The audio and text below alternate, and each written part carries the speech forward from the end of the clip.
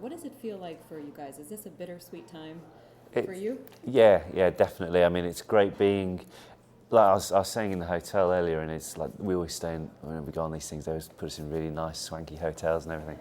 And as great as it is, I was kind of just sitting there thinking, this isn't going to be around much longer, like, because I think it's the strange thing with Harry Potter is that you can go anywhere in the world and it's got the same response, you know, and it's great to be able to come to New York and be able to do this here, you know, it's pretty special.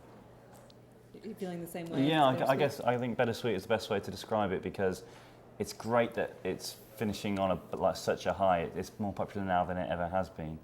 Even like we were saying, that the premiere in London is normally in Leicester Square, and that normally attracts like 8,000 people. And this year they're doing the final one is going to be in Trafalgar Square, which is twice the size of Leicester Square, if not more. So it's going to go out on a bang. It's going to be a big thing. So that's the sweet side, but the bitter side is it's the last one and it'll be the last time. So it's great that it's going out on a high. I think is the best thing. So it'll be remembered for being as big as it is, I think. What would you say you have loved most about being part of this franchise, this story, or playing these characters? What has been your favorite?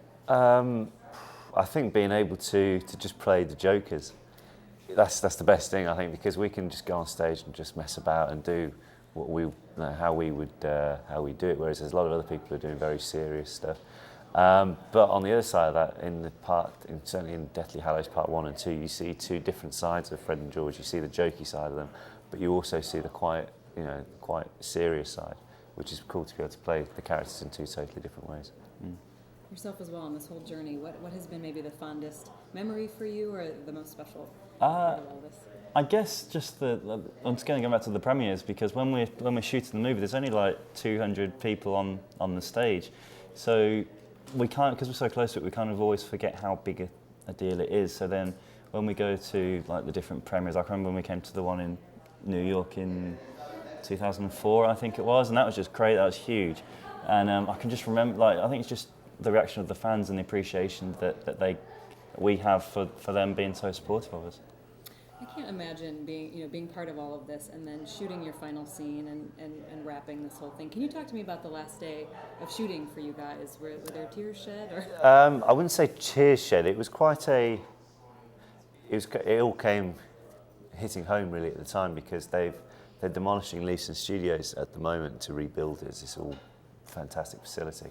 So we were filming our last scene, which was green screen, quite funnily enough. And as we were going outside, like, we had one last look around the studios, and the bulldozers were literally waiting outside.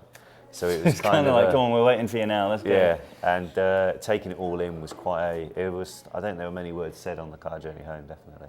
I was more, I think, because I'd mentally prepared that was going to be it. Like, I kind of accepted that was going to happen.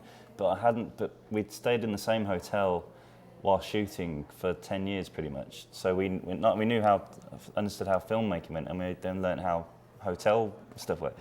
And I completely prepared for leaving Leavesden and all that, but I hadn't prepared for leaving this hotel, which I had the same room for 10 years pretty much. So I remember that was like, oh, this has really hit me hard now. So it was kind of one of those sad moments, but again, bittersweet that there's just so many great memories there.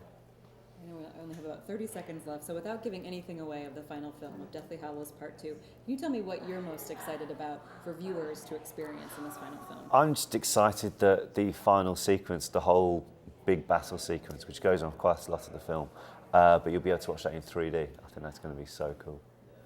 Yourself? Yeah, I just can't wait for everyone's reaction to it, and I know how important a lot of the scenes in this final movie are, especially. So I'm just really excited to see what everyone's reaction to it will be. I mean, we had a blast making them, so I'm sure that that'll come across on screen, and everyone will look back on the series and think that was really something special.